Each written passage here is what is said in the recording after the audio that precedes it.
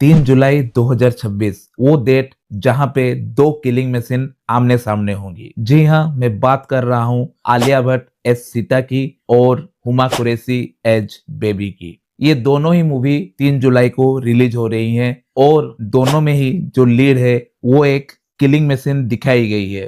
तो box office में कौन सा किलिंग मशीन भारी पड़ेगा किस पे, आओ जानते हैं। देखो, बात करें अगर बजट की तो बेबी डू डाई डू का जो बजट है वो अप्रोक्सीमेटली 22 करोड़ का बताया जा रहा है और वहीं पे अल्फा का बजट 80 करोड़ है, जिसमें से सिर्फ आलिया भट्ट का फीस ही बताया जा रहा है 22 करोड़ के आसपास। मतलब बेबी डू डाई डू का जो टोटल बजट है वो सिर्फ आलिया भट्ट की फीस है अल्फा मूवी में। इस हिसाब से बेबी डू डाई डू एक अपर हैंड रखती है, क्योंकि यहाँ पे बजट कंट्रोल है तो उसे रिकवर कर पाना थोड़ा पॉसिबल फील होता है। वहीं पे अल्फा के केस में बजट बहुत ज्यादा है तो उसे रिकवर करना थोड़ा मुश्किल है, क्योंकि उसके चारों तरफ बहुत सारी नेगेटिविटी फैल चुकी है ट्रेलर और टीजर के बाद से ही। नेक्स्ट बात करते हैं किसको कितने स्क्रीन्स मिल सकते हैं। देखो, क्योंकि अल्फा एक बिग बजट मूवी है और इसे वायरएप प्रोड्यूस कर रहा है और खुद ही वो इसे डिस्ट्रीब्यूट करेगा,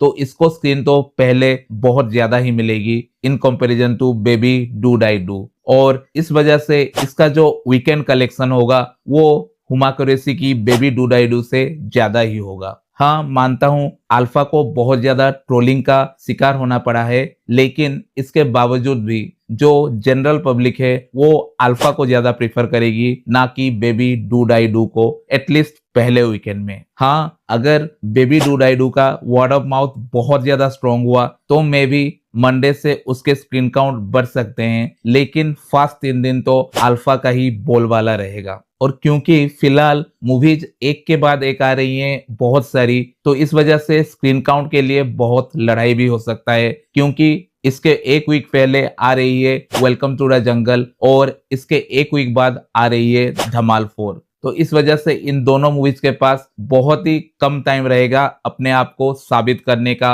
और स्क्रीन काउंट बढ़ाने का। बात करें दोनों के ट्रेलर की तो obviously Baby Do Die Do का ट्रेलर ज्यादा प्रोमिजिंग लग रहा है अल्फा के मुकाबले में। जहां पे अल्फा एक मसाला पॉपकॉर्न एंटरटेनर की फील दे रहा है, वहीं पे बेबी डू डाई डू एक कॉमेडी क्राइम थ्रिलर की तरह लग रहा है, जहां पे परफॉर्मेंसेस, डायलॉग्स और प्रेजेंटेशन सब कुछ बहुत ही ज्यादा यूनिक लग रहा है। और बेबी डू डाई डू के ट्रेलर में भी अल्फा को लेके बहुत ज्यादा खिल्ली उड़ाई जा रही है, पर सोशल मीडिया पे कमेंट करना और थिएटर जाके मूवी देखने में डिफरेंस है। इसी वजह से अल्फा भले ही ट्रेलर में थोड़ी कमजोर लग रही है बेबी डू डाई डू के मुकाबले, पर फिर भी अल्फा को एक अपर हैंड मिलेगा इसके रिलीज के टाइम पे, क्योंकि एक large chunk of audience spy universe को भले ही हेट करे, पर जो जनरल पब्लिक है उसे इस सब से फर्क नहीं पड़ता, उसे मूवी देखनी होती है और जो मूवी उसे एसेसिबल हो वो वही देखती है। और अल्फा के सोच obviously Baby Do Die Do से ज्यादा ही रहेंगे। तुम्हारी प्रेफरेंस